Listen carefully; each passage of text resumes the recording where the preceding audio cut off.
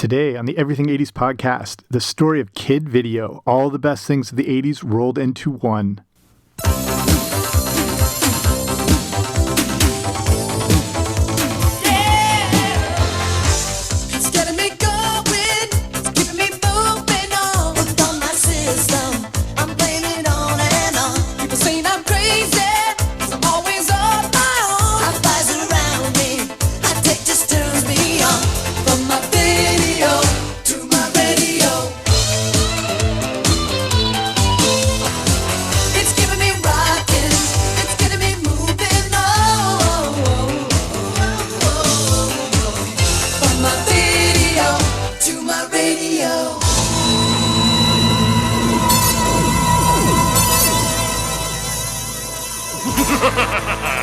I'm taking you to the flip side.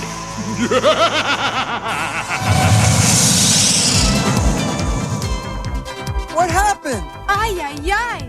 We look like Cartoons. You'll be my musical slaves forever. One sneeze and I'll save you.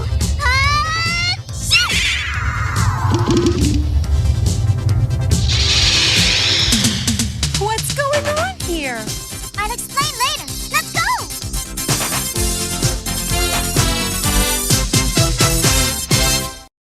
Hey there, what's happening? Welcome back to the Everything 80s podcast. I'm Jamie. Thanks for coming on out today.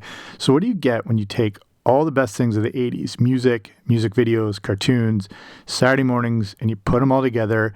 You've got Kid Video. And hopefully you remembered this pretty awesome show from the 80s, and that intro, hopefully you recognize that too, which explains the whole format of the show. But if this is new to you or you've forgotten about it, Kid Video was a live-action cartoon series aired on Saturday mornings. It featured Kid Video and his band that were transported to the flip side by the Master Blaster. It aired on NBC from 1984 to 1985 before being picked up for syndication by CBS. So we'll look at everything to do with the show. Before we start, if you haven't already, subscribe wherever you find your podcasts. I should be there. Okay, let's get into it. So, you know, there's certain things that are buried away in your memory that you definitely remember, but you just don't recall. Kid Video was one of those things for me. I fully loved and embraced this show at the time, and it made a sort of significant impact on me, but it's something that I'd completely forgotten about until just recently, which is why I'm putting out this podcast. It's one of those things that's like, it's amazing how something can just disappear from your thoughts like this show Kid Video did. But if you look at all the, overwhelming amount of content that we were bombarded with in the 80s, it sort of makes sense. The usual things like G.I. Joe and Transformers and the Goonies and He-Man and all those things are like fully embedded themselves into our brains. So they weren't going anywhere. A show like Kid Video, however, only took up a small little chunk and then we moved on. And it'd been really cool to look back on this seemingly throwaway show and see what really made it tick. It's kind of an interesting story behind it all. Like music videos on a Saturday morning, like what was this all about? So this is just looking back at the whole thing. So what was Kid Video? And, if you don't remember that song, or you do remember that song, the intro that played for the cartoon show, hopefully it jogged your memory a little bit. You might have to go onto YouTube and actually watch the opening credits and the song, and it gives you more of that rundown, but you do get the premise of Kid Video. And this was a time when the theme songs for shows and cartoons had to give you a synopsis of what the whole show was about, so you could jump into each episode fresh, or these stories and seasons didn't have a lot of arcs that connected a lot. So if you jumped in halfway, you would be too confused. They didn't really follow that format. Like all of these things sort of followed that sitcom guys where you could jump in at any point and be pretty fine. And that's why the intro of shows like this and cartoons were so important, because it sort of laid the groundwork for the history of the show and all the things you need to know, so you can go into it and be like, okay, I know sort of what's going on here. In that way, each show exists as sort of a standalone episode. But here's the whole scoop. Here's the rundown. Kid Video is an actual guy from the start of that song. If you've seen the actual video on YouTube, or you remember the show. He had a band, and it's depicted by live action characters that you see in the first part of the intro. Then the animated part shows up, including the Master Blaster character. He transports them to his home dimension called the Flip Side. So Master Blaster is using them of all bands, or for whatever, he had options to. Anyone in the 80s, he chose Kid Video. He used them as his musical slaves, and they eventually get rescued by a fairy sort of Tinkerbell sort of creature named Glitter. They would then spend most of the episodes trying to either get themselves home or help to free other people that Master Blaster had enslaved. So here's the main characters. The actors featured in the first part of the intro were also the ones that provided the voices, and they actually sang the original songs for the show. So Kid Video was played by Brian Scott. He was the lead guitarist and singer. He also, if you remember that movie Dead Presidents from the 90s, he appeared in that. Carla was played by Gabrielle Bennett. She was the drummer and was the only female on the show. She's now known as Gabriella Nelson, and she used to perform in USO shows with the legendary Bob Hope. Wiz was played by Robbie Rist, who you might not know, but you do know, one of the most important actors when it comes to all things sort of 80s. He, not only was he Cousin Oliver on the Brady Bunch, I don't know if you remember when they brought in Cousin Oliver, it was a way to sort of introduce a new character, like the Simpsons mock pretty well with the Poochie episodes. He was the voice of Michelangelo in the first Teenage Mutant Ninja Turtles movie. He also directed and wrote music for the Sharknado movie, which is just awesome. Ash was the keyboardist and was played by Steve Alterman. He appeared on shows like 8 is Enough. He was also on Knight Rider. He even started a band with Robbie Rist called the Beat Society. He's also done a ton of voice work for things like How to Train Your Dragon, Ice Age, Kung Fu Panda, Final Fantasy, Mission Impossible 2, Scary Movie, The X-Files, all sorts of stuff. Glitter was voiced by Kathy Cavadini, and Glitter would gain strength as she sneezes, and Cavadini was the original voice of Blossom in the Powerpuff Girls, Tanya in Five Goes West, and has a ton of voices as well in some pretty epic cartoons, including Cars 3, Finding Dory, The Grinch, The Lion King, My Little Pony, Pound Puppies. She was in Ready Player One, Darkwing Duck, a ton more. She's done so much. She even has Emmys for sound design she did on the X-Files, and won a White House Project Epic Award that's given to projects that promote female leadership. So amazing stuff. Master Blaster was meant to represent a corporate music manager and was voiced by Peter Renaday, who has done voices in pretty much every cartoon and video game you can imagine. Here's a few. Animaniacs, DuckTales, G.I. Joe, Justice League, Scooby-Doo and Scrappy-Doo, Transformers, The Real Ghostbusters. You probably know him best as the voice of Splinter in the Ninja Turtles cartoon. So you've got a real all-star cast here, and some of the characters on the show also included Toolbot and the Copycats, who were the minions of Master Blaster. So this is looking now how MTV actually led to the development of Kid Video. And the idea of Kid Video was to capitalize on the success of MTV and music videos and package this all up into a Saturday morning cartoon. MTV was changing the way we consume music, but it wasn't necessarily for kids. I did a whole episode on the history of MTV and the development and how it changed the way we consume content and media, so definitely check that one out. But Kid Video would make kid-friendly content, and the show would incorporate live-action music videos. The entire premise of the show would be music-based, and they would incorporate more live-action sequences using current and popular songs that would serve as distractions to their enemies within the show. To further capitalize on the MTV movement, they would include popular fads and events to tie everything together. So this is, what I mean by Kid Video being all the best things of the 80s rolled into one. So several shows would include the use of the popular breakdancers that were popping up all over the place. They would also include, skateboarding and video games and things like that. To tie things in even deeper to MTV, the look and style of Kid Video was based on the more unique and surreal videos that had been playing.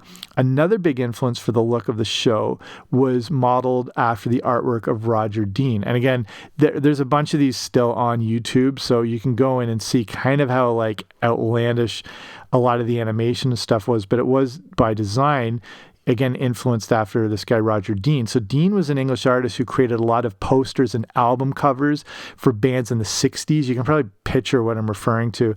He would continue to create posters and artwork for bands and concerts going into the 70s. And he would also create covers for video games in the 80s. He created these very moody style landscapes, and this style would be used on album covers as well for bands like Yes, Asia, Uriah Heep, if you can picture those. I was, completely unaware of this as a kid, as probably everyone was who was watching this, but you really can see this influence through the animation of Kid Video. So like look up some of these album covers and these old bands, and then this whole cartoon was his works come to life. So how did this all come together? And it starts with two big production companies, Dick Entertainment and Saban Entertainment. Dick gave us shows like Inspector Gadget and The Littles. Saban gave us Power Rangers, the Alf cartoon, Kissy Fur, and among a ton of other things, and they partnered with Marvel. The obvious idea here is getting music videos onto Saturday mornings, and each episode was based around showcasing some sort of music video or performance. They also wanted to finish each episode with another music video that was to show that the band of Kid Video was real and not just a fictionalized bunch of characters on TV. But they were. So this was a weird combination of real life, cartoon, and parody. It's kind of like the Monkees show, if you remember that they would exist in our world and the fantasy cartoon world. It's sort of hard to keep up with this, and I don't know if a lot of kids at the time did, but they, we just wanted to watch something cool. The show would capitalize on popular songs at the time, like if you remember the Mini Pops did the same thing, but they would also feature original songs and some that were created by the actual cast members who were legitimately talented musicians. So now we look at, the importance of the music. Since a lot of the focus of the show was on music, a composer named Shuki Levy would take on a lot of the responsibility. He wrote that awesome theme song, Video to Radio, and he's also brought us some of the most iconic cartoon theme songs ever, such as Inspector Gadget and the theme to He-Man and the Masters of the Universe. He was a pretty big deal in the 80s cartoon theme song space, sort of, creating music for a lot of other shows too. So the whole point of the show was to create situations where they could showcase the band singing popular songs. The end of the shows, as mentioned, would feature an original song and performance in a music video. I think their idea was that Kid Video would be a huge crossover success, and their music would hit the charts, leading to, real album sales and tours. And that did kind of happen, but I'll get to that in a little bit. Capitalizing on all things music, the actors of Kid Video would be part of the We Are the World campaign called Kids for Kids, and it was KIDDS, like the name Kid Video for kids.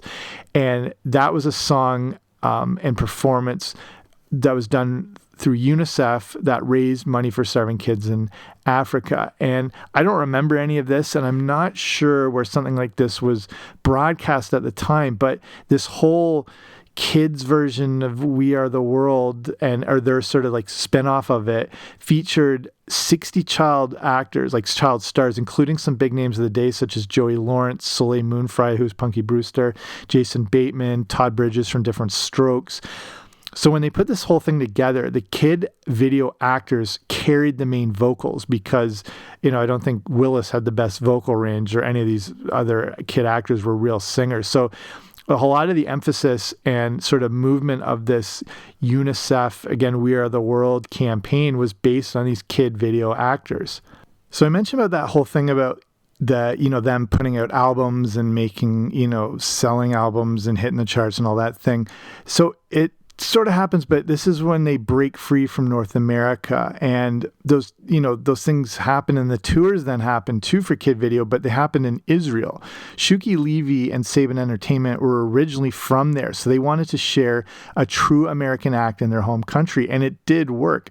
Kid Video put out an album of original hits along with other merchandise, including candy bars and yogurt for some reason. They would also tour all around Israel, and they caught on somehow. I went to high school with this, they weren't like friends, but they had a band, and just sort of like a local band, but they had this sort of weird, it wasn't like a grungy, it was sort of like an industrial punk female driven band. It's hard to describe. They were just playing normal stuff here. For some reason, they caught on huge in Malaysia, and they were playing like in front of 20, 30,000 people. This just, little band that had played shows in front of their friends. So like, you never know what's going to catch on. Besides the album, they would put out a children's cassette that was an audio story on tape recorded in Hebrew. It would feature a few of their original songs, but it was primarily used as a way to further the story of Kid Video. Like, so they were very adamant on pushing this sort of franchise of Kid Video. So you could listen to the cassette while eating their yogurt and laying on Kid Video bed sheets and all of that. So then, of course, the end of the show has to come around. When Kid Video came out, it actually came out of the gate pretty hot when it first debuted. It was the #1 new children's show and 3rd in the overall Saturday morning ratings, which is huge for a show to do. The big problem they might not have anticipated is one that happens to all children's-based entertainment. The kids grow up. When you have a cartoon, it means the characters are ageless and can continue pretty much forever at that age. When you deal with child actors, everything changes. Their look, their style, their attitudes, their personalities. So many shows have been victims to this over the years. Some, like Full House, was able to like push through that, where some were really heavily affected, like Different Strokes, for example. In the second season of Kid Video, one of the actors, they would never say who, but I'm betting on Robbie Rist, lost so much weight that they had to recreate the cartoon character. That meant having to go back and recreate all the model sheets that are used for the animation, and this was very expensive at the time.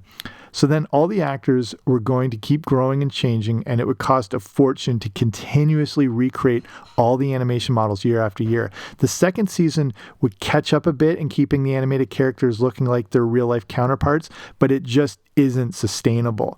One of the producers joked that he didn't want the actors changing their hairstyles or getting any type of makeovers. Again, the idea was that they wanted them to be big in the real world with concerts and live appearances, and they needed the cartoon to look just like them. So it was one of those things, so someone just didn't have the foresight to see this thing through, to consider if this thing is going to be a hit, the cartoon is going to have to constantly change and look and evolve, and that's so expensive.